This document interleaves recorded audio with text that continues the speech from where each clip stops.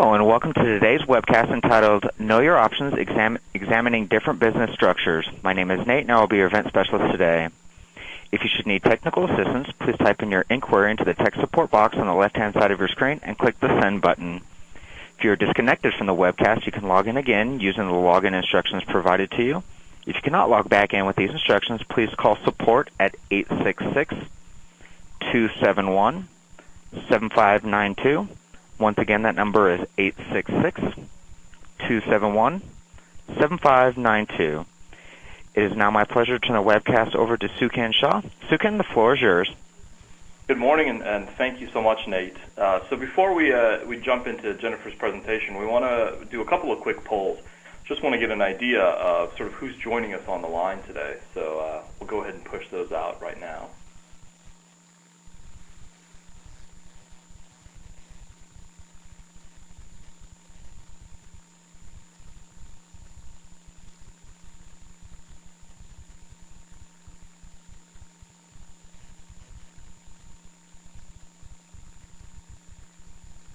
A minute or so, and then looks like we got a lot of business owners, but good news for Jennifer, there's also quite a few people starting a business as well. Great. And then our next question is we kind of want to know where you're coming from today. So are you located in Nevada, outside of Nevada? Let's see what the audience has to say.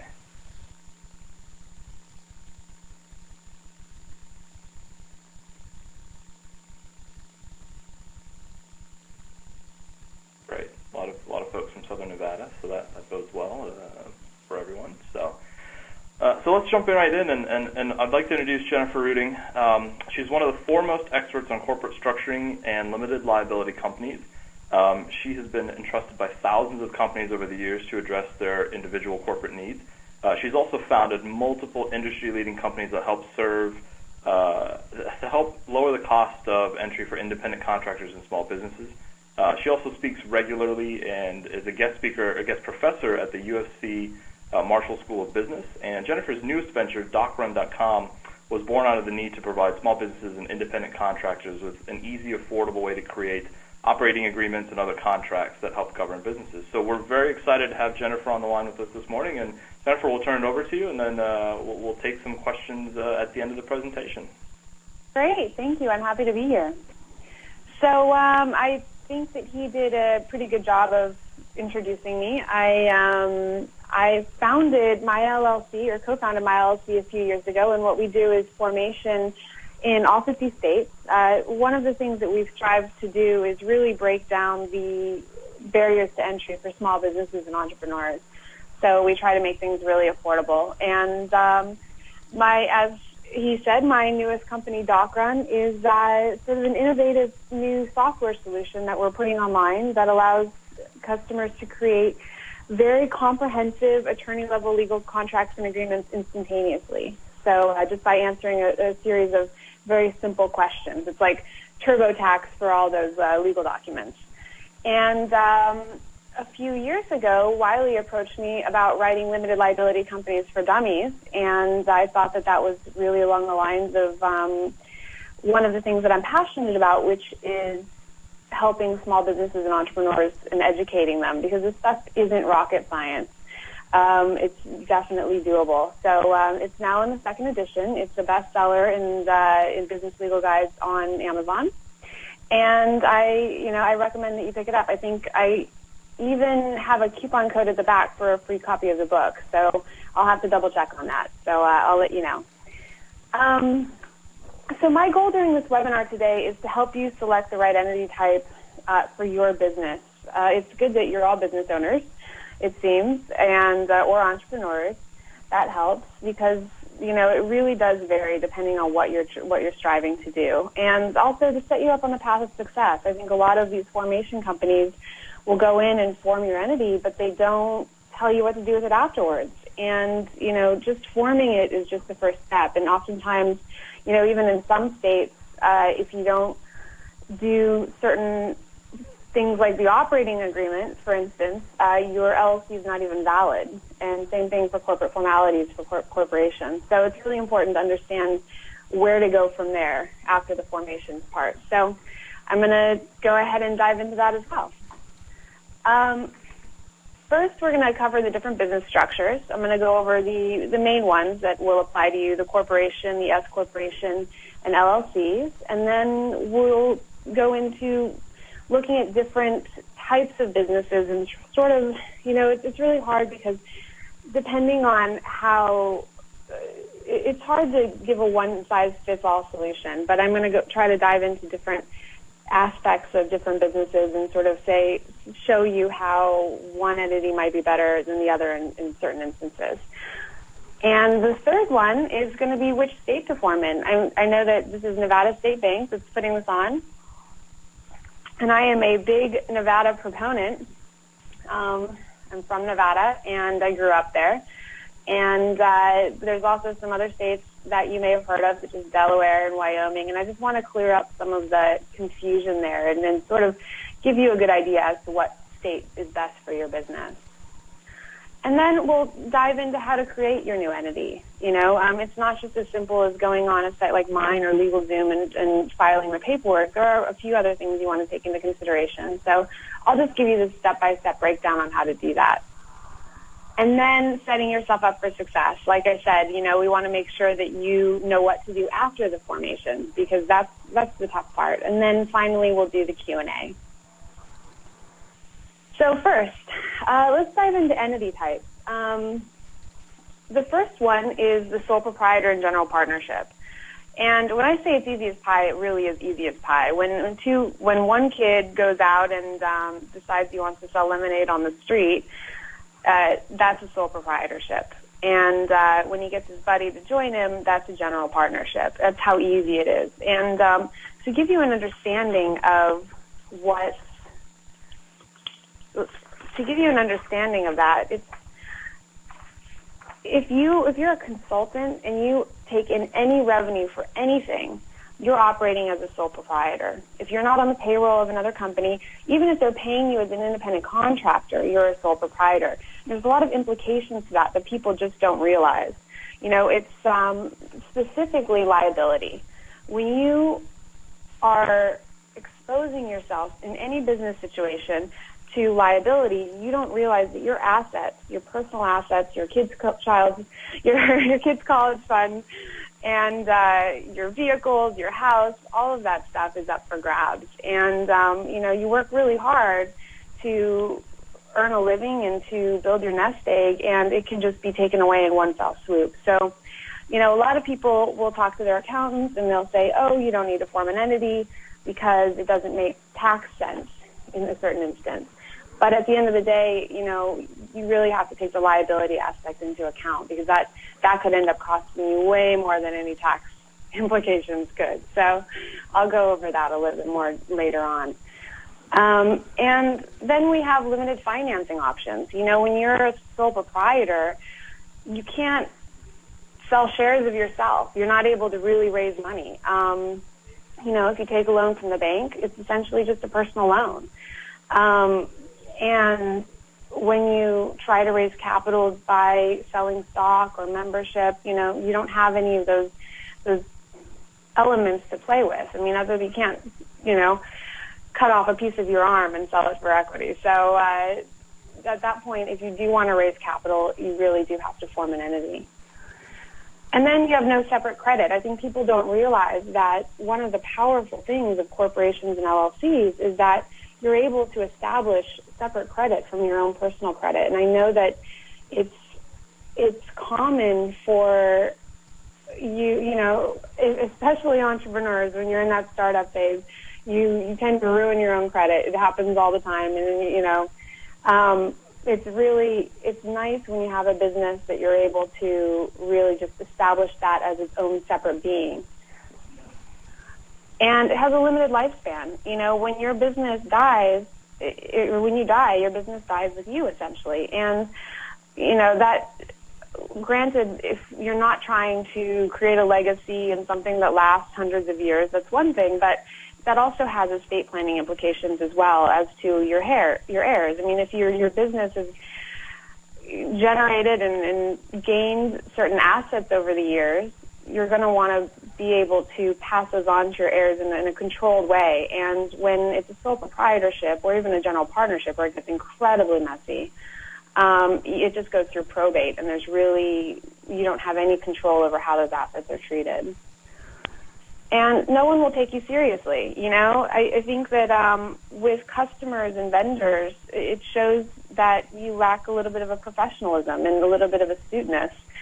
I think that one of the things that people look for when they're transacting business is they want to have confidence in the people that they're doing business with. And the fact that you're not taking control and taking that next step really could possibly display a lack of, astuteness. So that is one of the downfalls.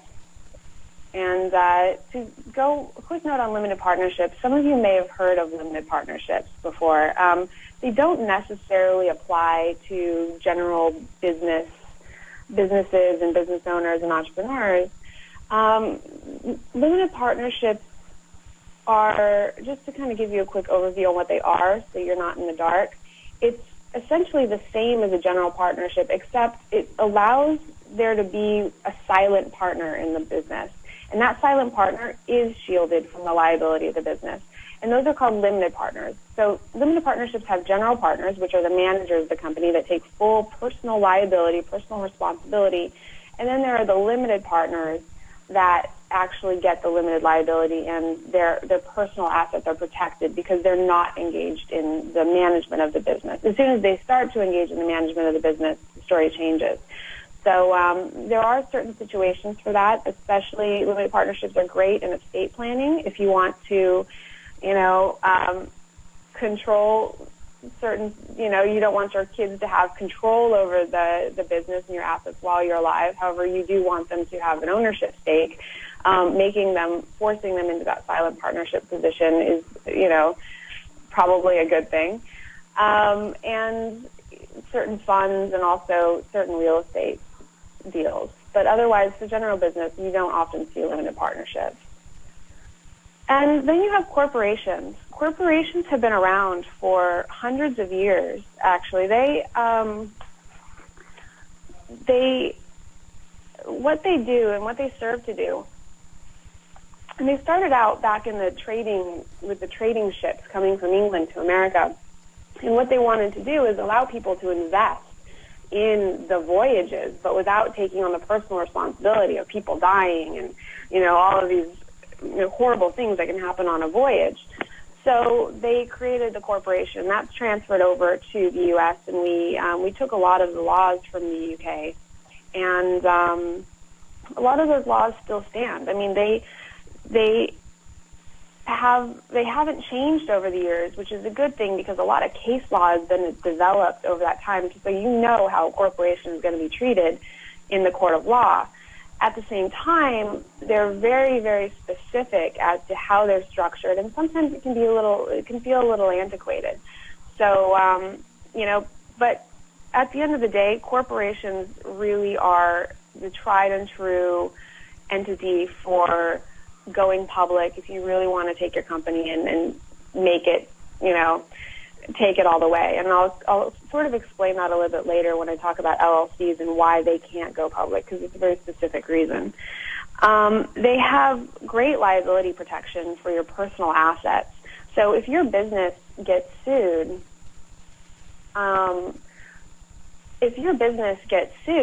you essentially are protected.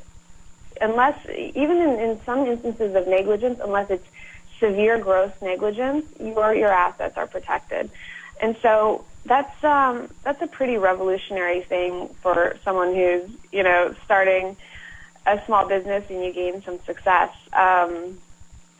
because it allows you to take more risk. I think that very few entrepreneurs would be willing to go into business as often as they do, especially serial entrepreneurs, if every single time you're putting your savings and your nest egg up for grabs. So, for good reason, they offer really great liability protection.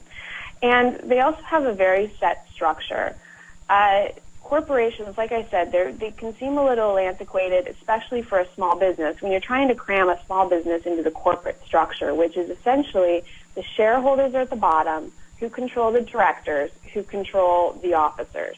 So So you have these three tiers, and every corporation has them in every state, and essentially you have to sort of fill them. So sometimes as a small business, it might feel a little awkward to be the shareholder, director, and all of the three officer positions of your company, the president, secretary, and treasurer.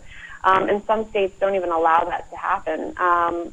But, you know, if you can get over that idea and sort of just, there are ways around it. Some states, Wyoming has a closed corporation, which allows you to operate more like a small business. And, you know, I wouldn't let that deter you because there are a lot of benefits to corporations. The possible double taxation. Now, everybody seems to harp on corporations because of this possible double taxation. So let's go ahead and just break it down. Let me explain what double taxation is first. Any profit that the business receives, because corporations are taxed separately than individuals. They're like their own entity, and they file their own tax returns, and they really are treated as separate individuals, separate entities. And any profit that they receive, they're going to be taxed at the corporate tax rate. Now that ranges from 15 to 35%, depending on how much profit that is, and it can actually jump pretty quickly. Now, once those profits, if you want to retain them into the business, that's fine. They're taxed at the corporate tax rate. You can retain them for the following year to use for other purposes, etc.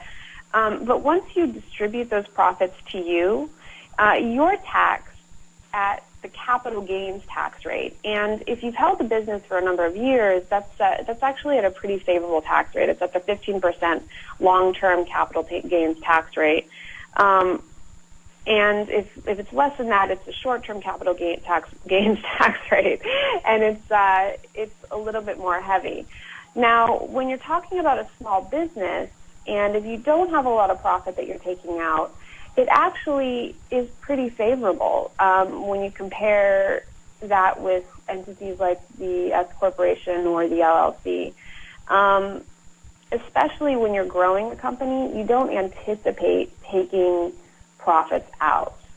So, you know, it really depends on what your long-term plan for the company is. You know, if this is a consulting thing, you're going to be obviously taking a lot of profits out. But if you're really looking to build a business and hire a lot of employees and reinvest all of that revenue into growing and scaling, then corporations can actually be a great thing.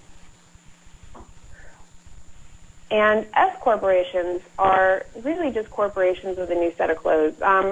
It's not a new entity that you file with the state. It's actually, you file a corporation, and as long as you, within, I think it's the 15th day of the third month after you incorporate, you have the option of becoming an S corporation. And in order to do that, you have to file a Form 2553 with the IRS. And what that does is that gives you what's called pass-through taxation. So it's almost a very similar sort of taxation as you would experience as a sole proprietor, but there are differences. S corporations aren't taxed as a separate entity. Essentially, all of those profits and all of the losses of the business flow back to you and are reported on your individual tax return. So there are benefits to that, and I think, I'm not sure if, you know, whether or not you guys understand LLC taxation versus S corporation taxation. They're both forms of pass-through taxation, but the S corporation pass-through taxation has one benefit that a lot of people don't recognize, which is this.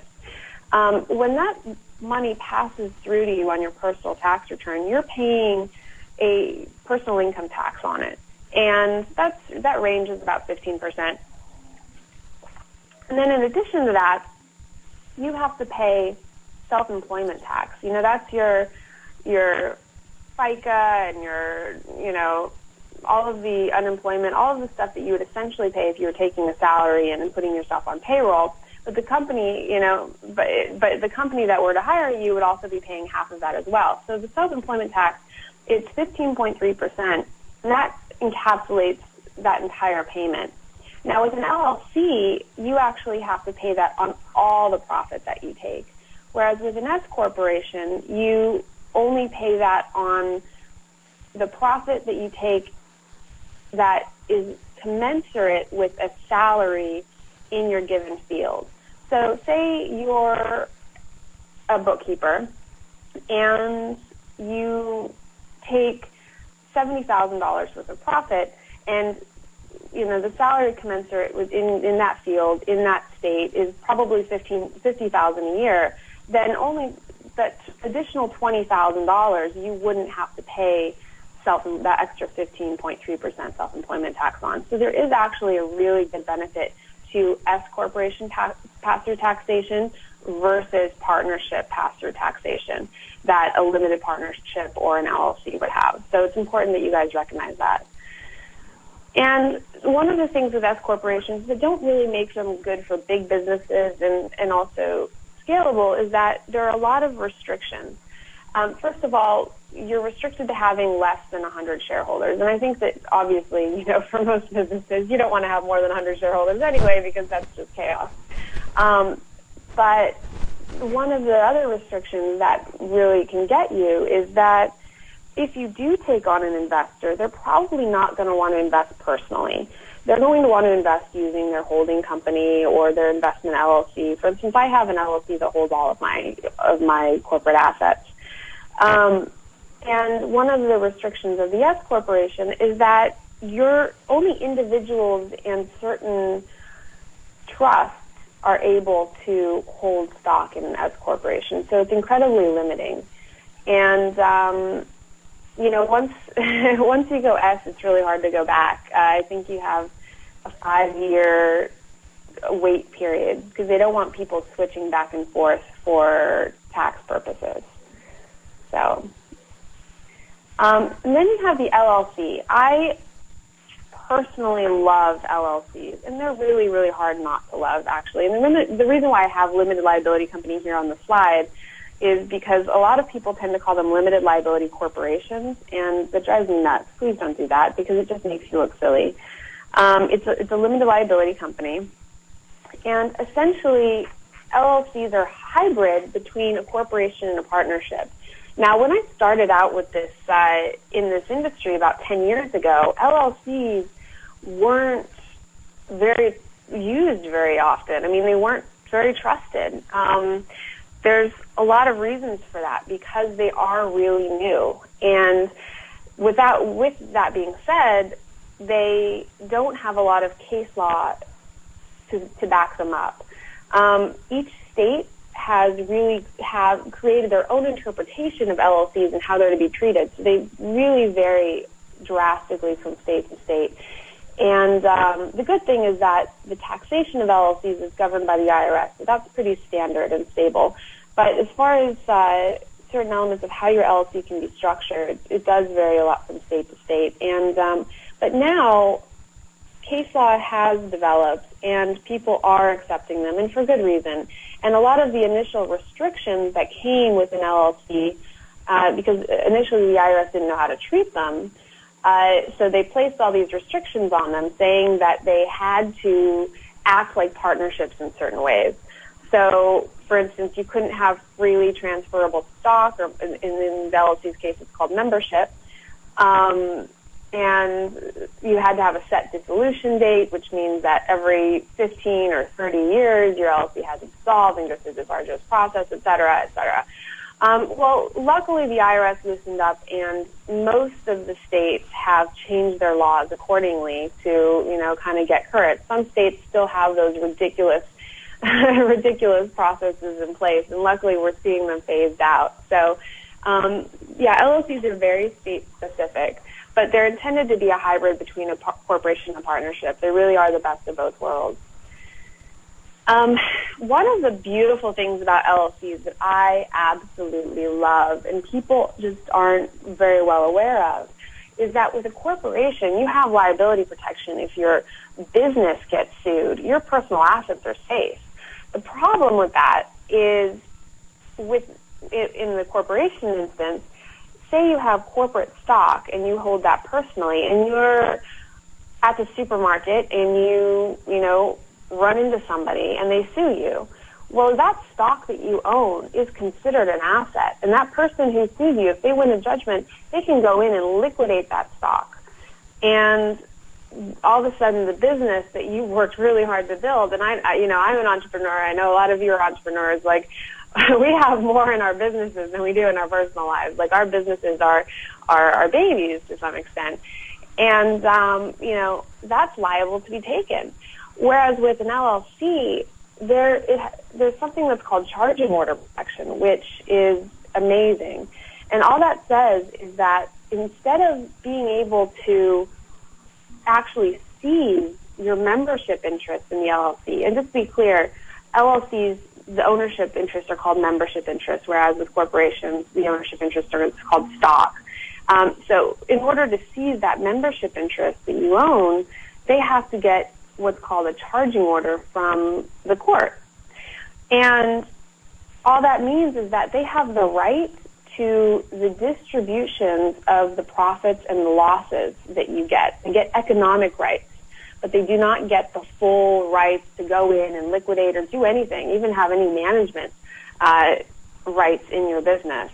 So, and the good thing about that is when you think about it, some states that don't specify that it's just profit distributions only, the states that specify that they get full economic rights, one of the things that you can do is you can just withhold if your LLC is profitable, and instead, remember, it's pass-through taxation. So those profits will generally pass through to the people that have the membership, or in this case, the economic rights to the membership.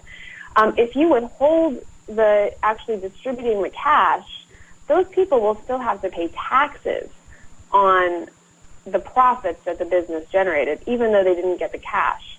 So that's a really, really nice trick to do on somebody, essentially, that gets your economic rights. And so because a lot of attorneys know of this and are aware of this, they tend to stray away from suing LLCs, because it's just any attorney worth his salt will know how to structure it in a way so that they end up with a major tax bill and actually don't get any cash whatsoever. So, it's a nice little trick, and some states have caught on to it a little bit and changed their laws, but for the most part, it's doable. And it's the beautiful thing is that LLCs are really hard to get money out of, so attorneys just tend not to sue them.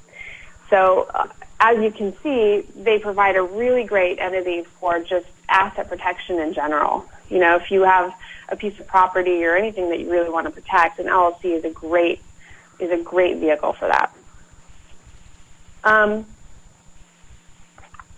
You have very few regulatory requirements with LLCs. As a matter of fact, there really are none. With a corporation, it's a little bit funny, because even if you are the sole shareholder, director, or officer, you have to have annual meetings, and you have to have, even if you're meeting with yourself, and you have to document it. It's really awkward. And my company, what we're trying to do is sort of automate that process for people, just to stave off the awkwardness of holding meetings with yourself. But with LLCs, there are none of these regulatory requirements. There are best practices, obviously, and I highly recommend documenting everything and all the business actions. But what's going to happen in a corporation if you don't do it is your veil of liability is actually going to go away. It's called piercing the corporate veil. Whereas with an LLC, you don't ever have to worry about that. If you don't do any of these regulatory requirements like keeping annual minutes, nothing happens. You won't be held responsible, and your veil of liability protection will remain intact. And they're really flexible. I can't even begin to tell you how flexible they are. This whole seminar could be about how flexible LLCs are. Just to kind of give you a rundown, and LLCs can choose their own tax status. They can opt for, what's most common with an LLC and is default is the partnership pass-through taxation that I was talking about earlier. But they can also opt for corporation taxation. Your LLC can opt to be taxed as a corporation. And in addition, they can opt to be taxed as an S corporation.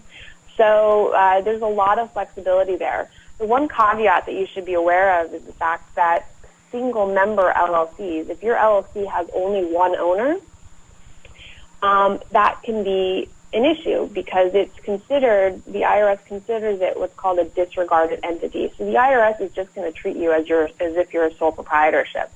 So I always recommend, for tax purposes as well as estate planning or as well as asset protection purposes, to have have a second member in your LLC.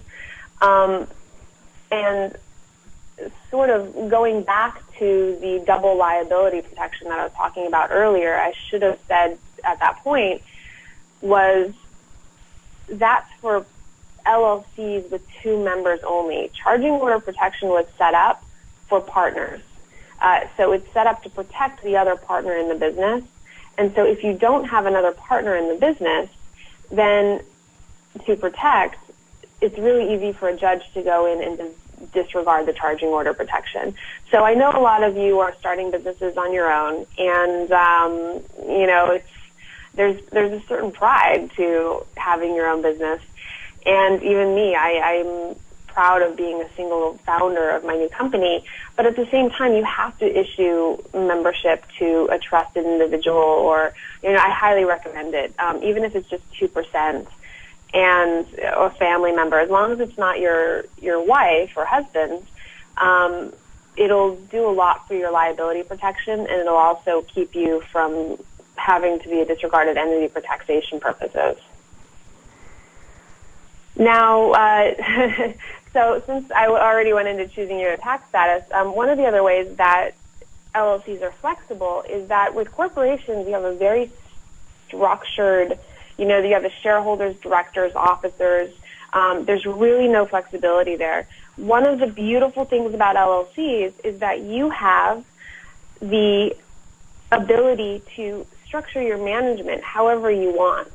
So, and you have the ability to give whatever rights to whatever group of managers you want, whereas some managers don't have any, don't have limited rights. You can do the same thing with membership, where some members can vote on certain things, other members can't. Essentially, it's a free-for-all. You can structure your LLC however you want. One of the caveats with that is the fact that you need to structure it. LLCs are almost like this blank slate, and if you don't structure them properly, you're going to be subject to whatever the state defaults are. And like I said, it varies a lot from state to state, and I promise you it's probably not in your best interest. So a little bit later on in this presentation, I'm going to go in and tell you how the best way to structure your LLC to make sure that it's customized to your needs and that you're in the driver's seat, because they are so flexible. And that really takes place in the operating agreement. Every LLC needs to have an operating agreement. It's that's where all of the structure takes place. When you form an LLC, generally it's like one page you file with the Secretary of State or the Department of State, wherever it is in your state, and it just lists, whether it's manager managed, and you need to list one of the managers, and just very simple, basic things.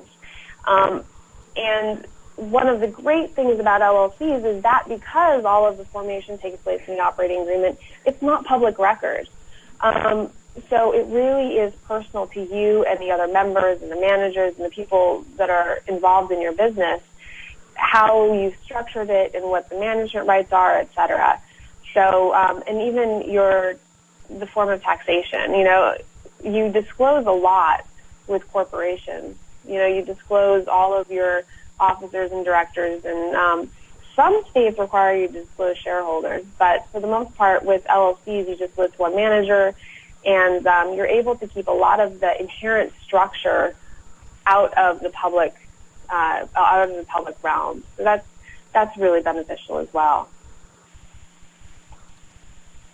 Now, which one to choose?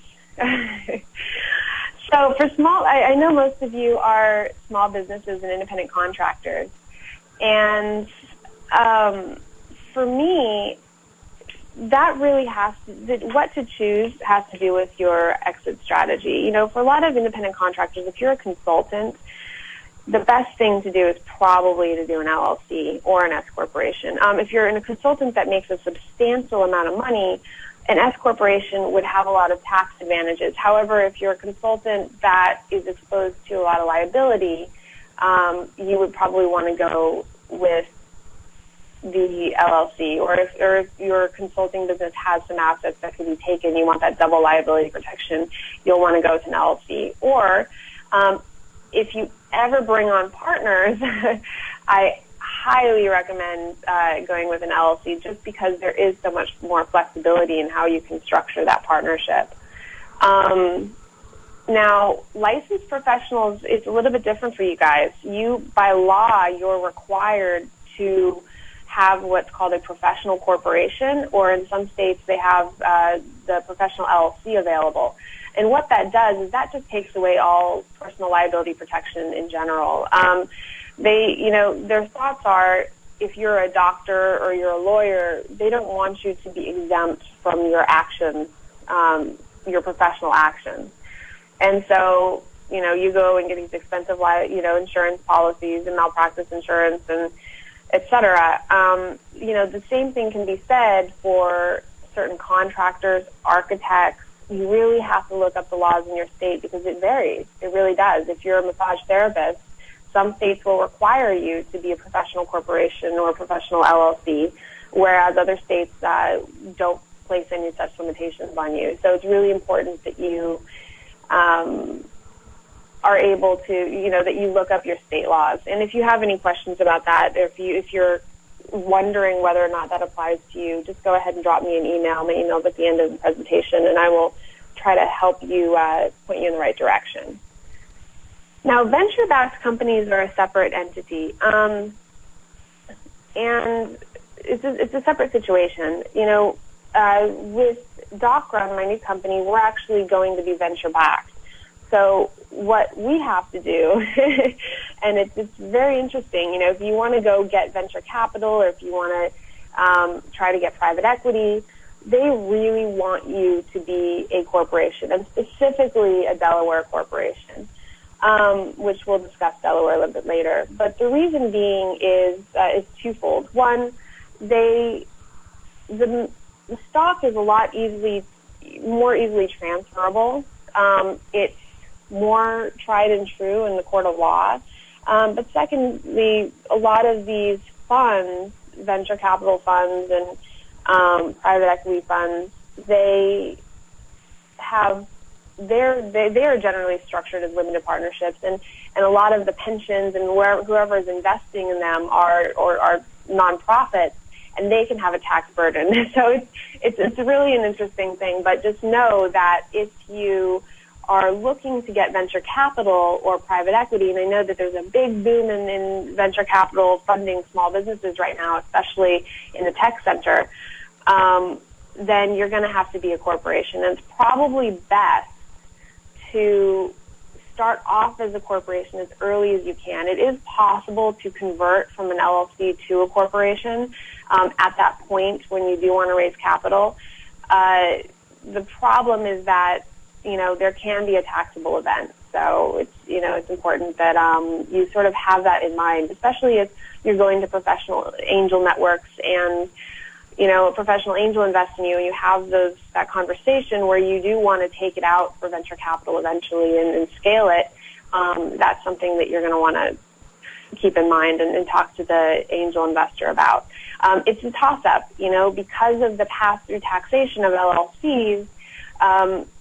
Angels are actually able to deduct their entire investment, or essentially, if your losses equal whatever their investment is, which generally is how it works. When you're first starting a company, you're not profitable for a while. Then they're able to deduct their entire investment. And with corporations, they're not. When you invest money in a corporation, essentially it's gone. Like you hope the corporation succeeds. If it fails, if it dissolves, you never get your money back. To sort of go on a little bit of a tangent, the S corporation is in the middle, as always, where if I'm an investor and I invest money in an S corporation, I don't get my money back immediately. I get that investment back upon dissolution of the company. So if the company goes under, I will get my investment back, but only at that point. And when I say get my investment back, I mean the ability to write it off, so that, I can write it off on my tax return. So that's that's sort of the line that you have to walk. Some angel investors will want you to be an LLC because they want that write-off initially. And also that write-off is a good way to get your friends and family and people that have extra money at the end of the year to invest in you. It's a nice little carrot you can give them. So real estate investments, there's one thing you should know about real estate investments. Never put them in a C Corp. Never, never, never, never, never. There are some instances in which case maybe if you're flipping properties so much that it's considered a business. But for the most part, if you're buying and holding real estate, you never want in a C Corp. That double taxation will annihilate you. And you cannot transfer assets in and out of a corporation without having a taxable event. However, with an LLC, you can transfer assets in and out of an LLC without causing a taxable event. And that's what makes LLCs amazing for real estate. In addition, you're able to deduct recourse debt. So anything that you've personally signed, it's a deduction. I mean, you'll have to talk to an accountant. Some of these things get a little bit complicated, but just know that LLCs, the tax structure of LLCs, as long as you choose partnership taxation, is the most favorable for real estate investing by far. And also, you want that double liability protection. It's so common to get sued now, especially just driving around. If you hit somebody in your car, you're going to get sued personally. And you want those personal assets, those rental properties that you have, to be protected. So that's really important. So definitely an LLC by far for real estate investments. And planning your estate. Generally, any types of choice for planning your estate is an LLC or a limited partnership or a trust.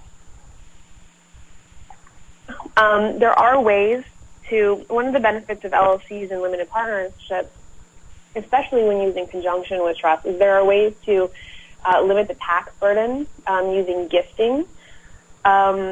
And also, one of the ways, because there are gifting exemptions, I believe it's a $1 million exemption, it's really up in the air right now whether or not the Bush tax cuts on estate planning are going to be continued or phased out, or regardless, there's generally an exemption amount, which I believe right now is $1 million.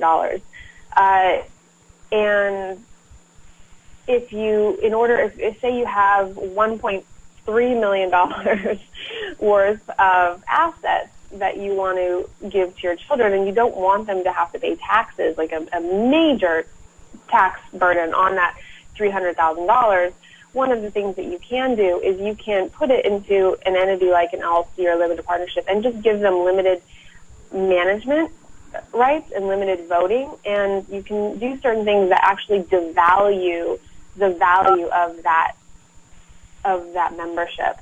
So by doing that, you can kind of slide in under the radar under that $1 million mark. There's a lot of different tricks you can use, and also to help you avoid probate as well, which is a biggie, because probate can be costly. And by the time you're done with it, everything's gone to attorney fees and nothing goes to your inheritance. So, it's best to talk to an estate planning attorney. That's a whole other seminar, but just so you know, those are the entity types of choice and the ones most commonly used. Protecting your assets. Again, LLCs, you just can't beat them. Not only for the double liability protection, a lot of times corporations that have a lot of assets or even a lot of liability associated with assets will roll them out into separate LLCs. One classic example is a taxi cab company that will incorporate or form all of, each 2 or 3 of his taxi cabs in his fleet in their own LLC, and it sort of insulates them within that. And so if one of them gets into a car accident or does something and gets sued, the rest of the fleet isn't at stake. So LLCs are a great way to segregate assets. Even if you're a company and you have a lot of assets, it's also a great way to segregate intellectual property.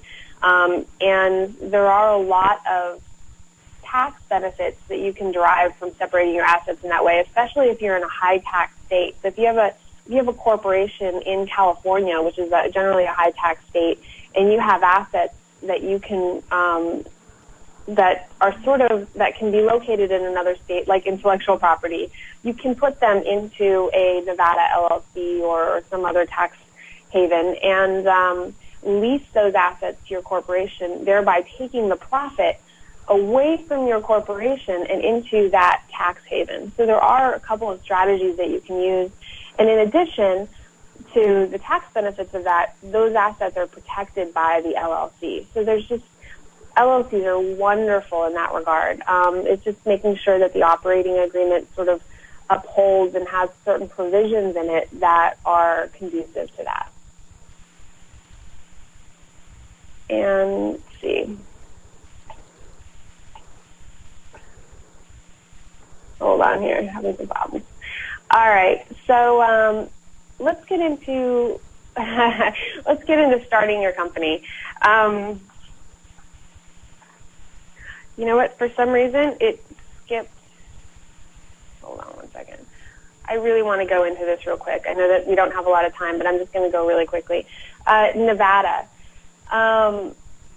Nevada is still my favorite. You know, I'm a little bit impartial to it because I'm a Nevadan by heart. I went to the Las Vegas Academy and I grew up there. And but one of the great things is that it's just been so pro-business. You know, companies like mine and other competitors in the industry, we have really gone out and lobbied to keep it pro-business. And so the taxes are low and the privacy is high, and it still remains, in my opinion, the number one tax haven.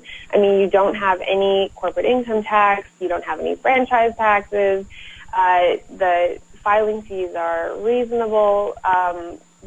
It's also close to California, and you have Las Vegas. You know, it's a tax write-off every time you want to go visit Vegas and gamble for a weekend, so you can't beat it. Wyoming is another runner-up. They're very similar. Wyoming has a little bit more disclosure, and it's not as cool and easy to form in Wyoming. So I think that they're going to have a little bit of a problem. Maybe they need to hire a good PR rep, but I'm still for Nevada. But let's kind of go over Delaware a little bit. Delaware is great for corporations that are looking to eventually go public or be venture-backed because they have a chancery court that's like 300 years old and has case law that is just, how your Delaware corporation is going to be treated if it ever gets taken to the court of law. And in addition, they actually have special judges that are assigned to dealing with business issues. So you know that if you go to a Delaware court, you're not going to get some judge that specializes in resolving parking tickets, deciding the fate of your company. For LLCs, I think that it's overkill to form in Delaware. They do have a lot of taxes there, but really it's only within, for revenues generated within Delaware. And they do have a lot of privacy. So there are benefits to Delaware, but I think that if you're wondering why everybody forms in Delaware and all these big public companies, it's really because of the Chancery Court, and it's not as applicable to small businesses.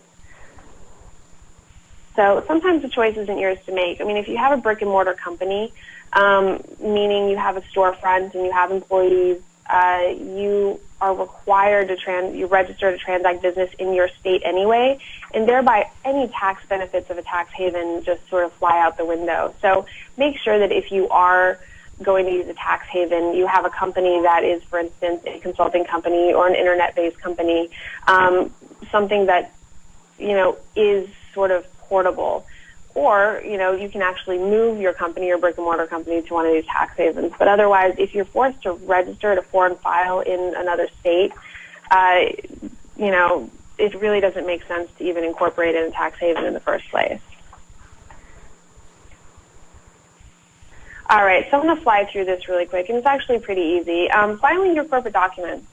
It's, you can just come to a company like mine, or, there's tons of formation companies out there, or you can just go do it yourself. It's not incredibly difficult.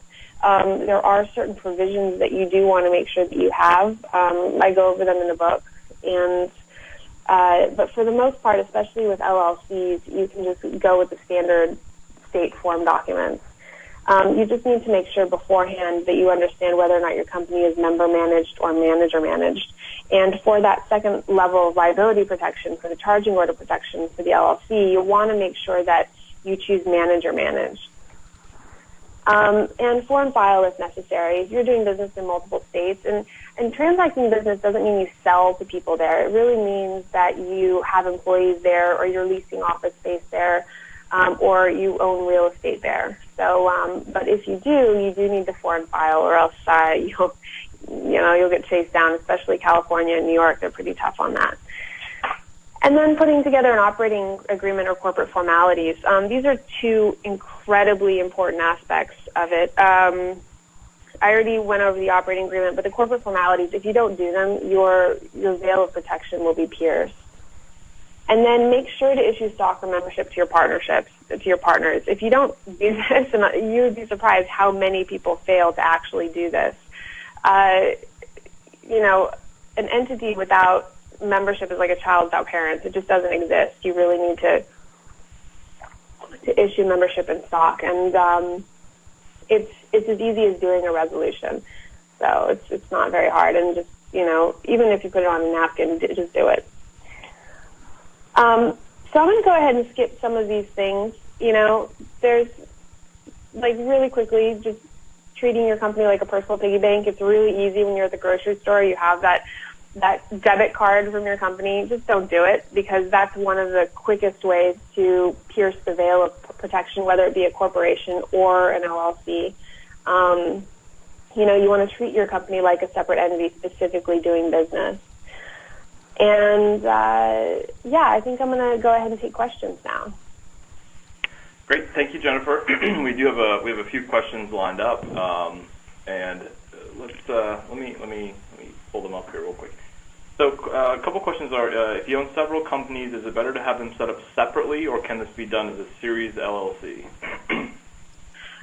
Series LLCs are interesting because they are really new entities, and the problem with that segregation between liability protection that they promote is it hasn't been tested in court. So I don't recommend it. I especially don't recommend holding real estate in different entities. I think series LLCs are great for things like film companies that are, developing different deals, and while they're in development, you want to have a little bit of segregation and a possible asset protection. But if both businesses are highly at risk for liability, I wouldn't do it. And also in states like California, they're treated as separate entities anyway. So you have to file you have to pay that $900 franchise fee for each cell. So it really doesn't make a huge amount of sense to do that. I would just form them as separate LLCs. Another question is, do you actually have to reside in the state where you want to form your company? So, for example, do you need to live in Nevada in order to have a Nevada LLC? No, absolutely not. LLCs are separate entities. They're like separate people. They can live wherever they want. But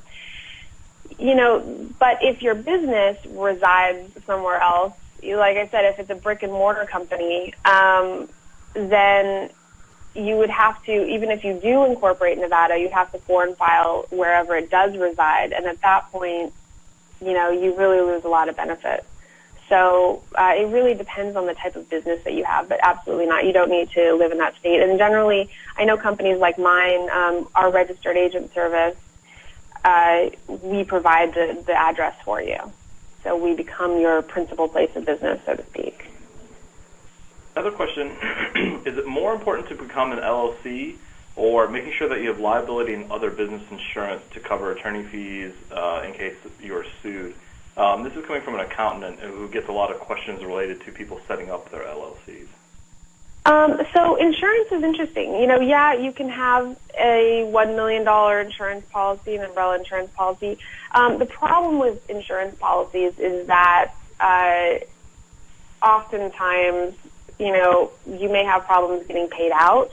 Also, when an LLC is like a very inexpensive form of an insurance policy, frankly. But I do know in some instances, I've had some friends that have had their insurance company go out and the lawyers have been, hired by the insurance company. Sometimes they have different motivations. In that instance, the insurance company actually wanted to prove that the business owner in that case was acting negligently so that they wouldn't have to pay out. Do you understand what I'm saying? So it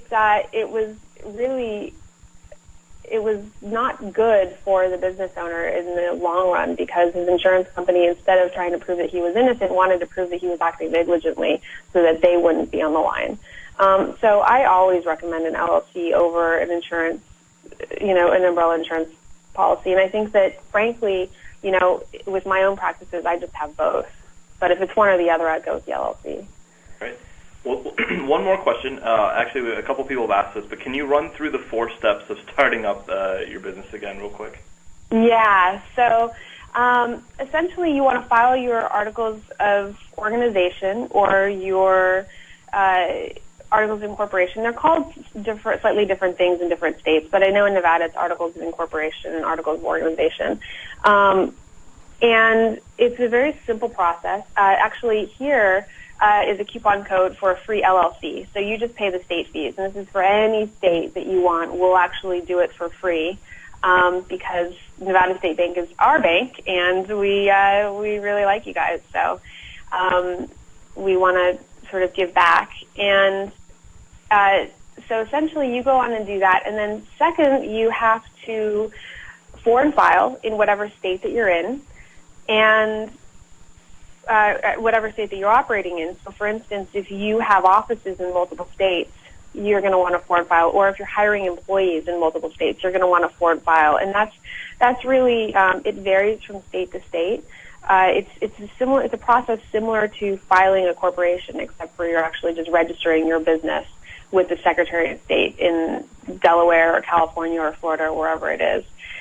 And then third, you're going to want to do your operating agreement. And if you're a corporation, you're going to want to do your corporate formalities. But the operating agreement is the biggie. Generally, with corporations, you'll have bylaws, which is sort of in place of the operating agreement, but they're very standard because corporations have such a specific structure to them that you don't really have a lot to play with.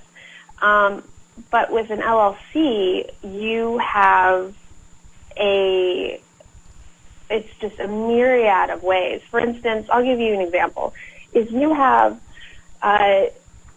you and your buddy are going to start a pizza joint, and you have another buddy that's coming in and wants to give you $20,000 to underwrite the whole thing, but he says, okay, I want my $20,000 back out of the first profits plus 10%.